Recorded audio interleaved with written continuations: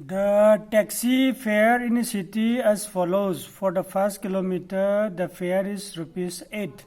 and for the subsequent distance, it is rupees 5 per kilometer. Taking the distance covered as x kilometer and total fare is rupees y. Write a linear equation for this statement and draw its graph. Question jana hai si city amada taxi fare si nangna taxi tonga hai taragadi ihan hanba kilometer amagi mamal lupa nipani aduga tongthariba khai haibadi nangna yamna sangna tonge kilometer 35 tonge khalo adudi per kilometer gi matungina lupa manga amaga logani haibani ko. For example, kilometer ohum tonge hanba kilometer gi lupa nipan lemoriba kilometer ani gi manga gi hinsapta manga ani tara ga nipan ga tara nipan haina damai toraga lowi haibani ko. Aduga nangna tonguriba total distance cover taurisina x kilometer haina lawro aduga total fare sina nangna y na haina lawro adui taragadi hairiba statement sigi linear equation na me iro aduga graph je o haibani ko. Adui taragadi solution da here total distance cover tausi x kilometer oire aduga total fare nangi kari oire y oire. Fare for 1 kilometer. First kilometer gi nangi fare sidi lupa kaya wagi nipan. Ihan anba kilometer se nangna lupa nipan lowe mana taxi fare se ko. Adu taragadi remaining distance samtang yengsi total distance to ngasagi x oigre. Hairiba total distance x to dagi nangi kilometer amagi lupa nipan dagi kilometer ama. Minus to ko adu taragadi remaining distance haibadi lupa nipan low the distance x minus 1 oirani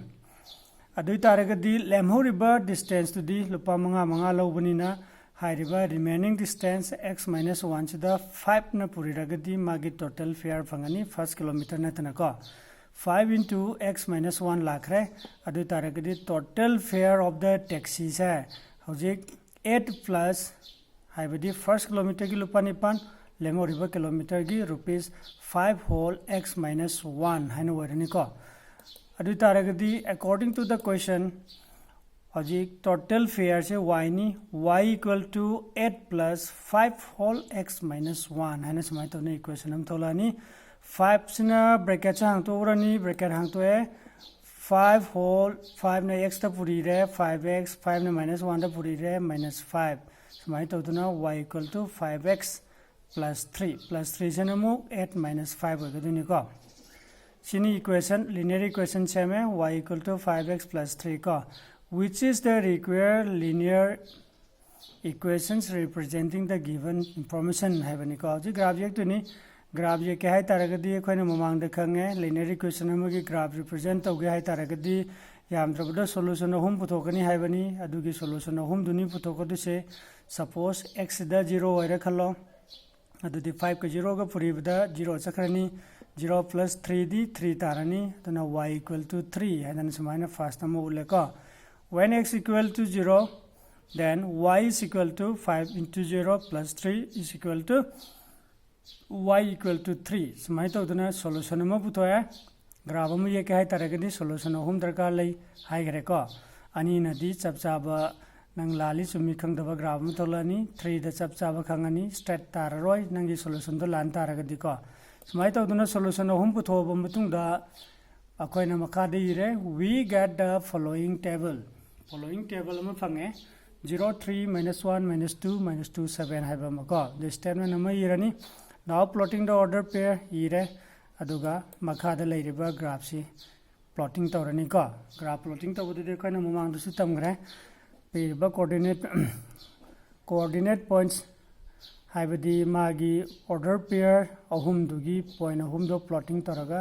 graph ki smai tawdune straight line am ta ga da ko sini question number 1 oidise word problem gi smai tawduna question ani hum ambaga explain tawgisi hairibu question singje na koi gi larik ta loina yaw bangaktani sida question number 5 ko question number 5 ta piri sijo choose the y bani nangi x equal to y x plus y equal to 0 y equal to 2y x 2 plus 3 thrice y equal to 7x aina roman number mari pire ko अदुगा figure 2 दसु Roman number मरी अमगा पीरे अदुगा मखोय सिंगसिगे मनुंगदा पीरिबा graph अनि से Karamba equation की graph no पुथो हायबनी को अदु नोइना जुम येंगो येंगागा सिदै सिदा solution अहुम अहुम पुथोगा येकपा याबदा सारनासु सिदा सुम होलगा पीरे को सेना तबा तोबा क्वेश्चन नंबर मु येंगसे question number 6 If the work done by a body on applications of a constant force is directly proportional to the distance traveled by the body. If the work done by a body amuna tawba thabaksi of a constant force amagi ko is directly proportional to the distance traveled by the body. Body duna kayam sangna satke haibadu gi makha poli haibani ko. Express this in the form of an equation ki mong dei thoare in two variable ani loraga and draw the graph of the same by taking a constant force as 5 units nangi force to 5 unit ana loraga samai to na graph ami ye u haibani ko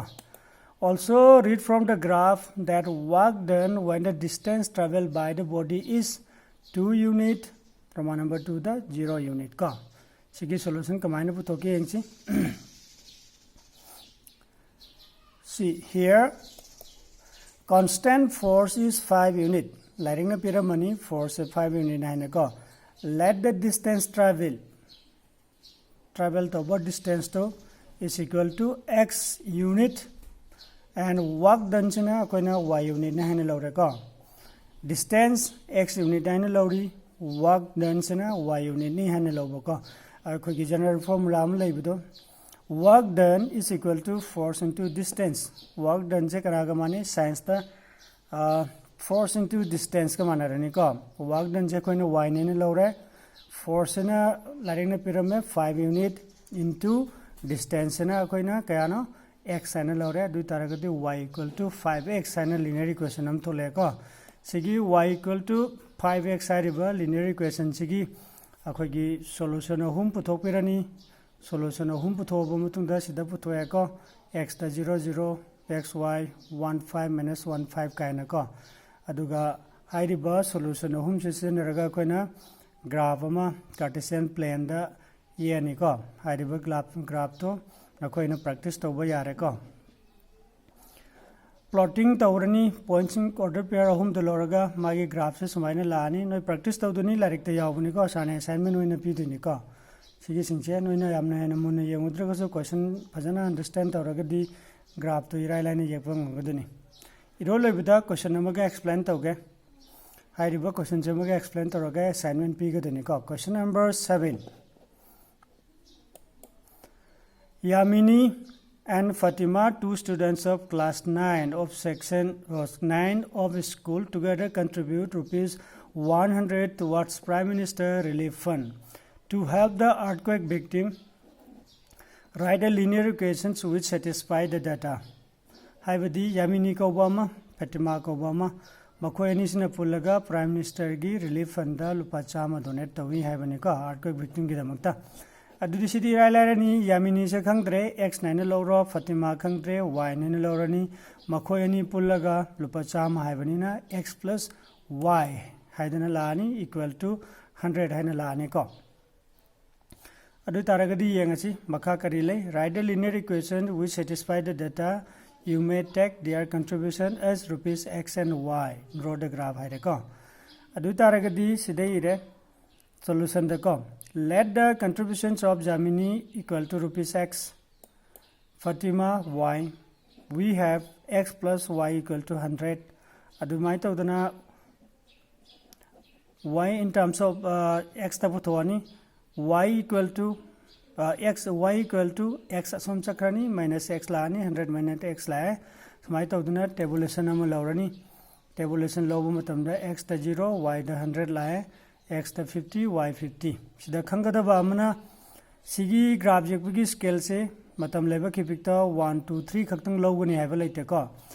1 2 3 नत्रगा सो नंगी tabulation दुगी मतुंगिना लौगदुनी मागी scale से सिदादी 50 न होवे को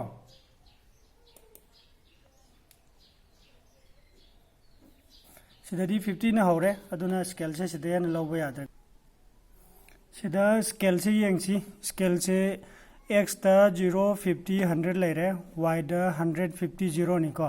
सिदा कोइना x axis अमसुंग y axis दा 1 2 3 हाइदना मागी यूनिट से लौरगदी याम सांग्रानी अदुना कोइना तोदसे सिदा इनकन्वीनियंट ओइबा यूनिट सिंग लौबा दरकार लै नोइना साना यंगदबनी को 10 20 30 40 50 काइना लौरसु यादनी सिदा साना लौरसिना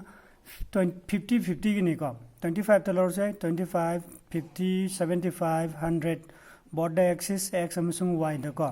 आईडी सिदा लौरिबा कोइगी सॉल्यूशन फंगिबा x अमसुंग y सिगी मतुंगिना लौगदबको आदि 10 15 10 20 नतबिदा सिदा लौरिसिना 50 100 150 50 50 यूनिट की सुमान तोरो लौगदबको हाइरिबा एग्जांपल सिंजे येंगबा मतुंगदा नखोइना सारना सिगी से लोरगे असाइनमेंट क्वेश्चन मंगा त्रुपिरके येंगो हाइरिबा क्वेश्चन सिंजे येंगगा क्वेश्चन सिंसिगी असाइनमेंट से सबमिट तौगदबको आईडी ngasimak tawro assignment ge submit singje ngasimak hotpa hoba yare aduga hayang hangset pung mari fawgi manungda assignment singje loina thagalaba matungda ID कना तरokpa toroktaba haida chapchana yengase ko sina assignment werani home assignment ko ID submit tawro pung mari fawgi mamangda hayang hangset ki question number 1 de yengo find all four different solution mari puthokadaba ama khakhtang nataba ani khakhtang nataba ko x na kaya hoibada y na kaya hoibada left hand side se equal to right hand side ga manani haiba dumana thiraga ko so why not hot ka deni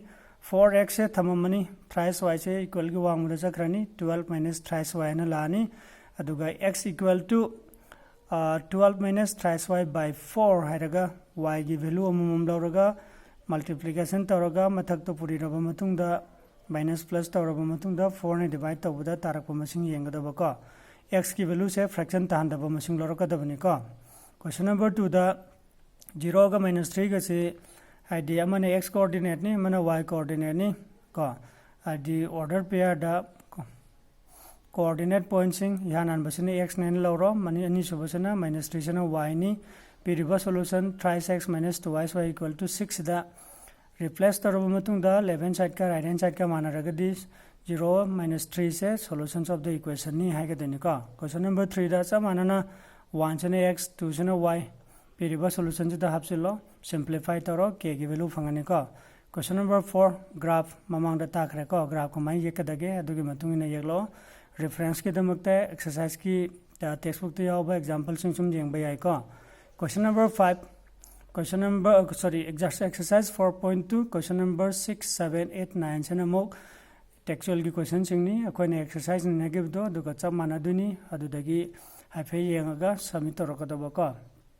अदुना ममांग रसु चप माने नकोय छात्र सिंग 50% फाबो यौदे submit तोबको अंगांग खरा गतंग थवा यावब दुमाइन तवी नकोय लोइना हेरबुदी तौद्रसु याबा नकोय की मतंग खतंग ओइगद्रा हाइदना ओजा म्यामना तौरिनी cooperation piba ma darkar lei oja sing da loi ragadi noi da mangja boi gani ko thawai yausel lo nakoi oja ngai na haibe lo piriba assignment sing matam chana submit tawna bo hono ko okay haiba assignment sing jeng asima hobo yare aduga hayang set pabu mun da submit toro ko very good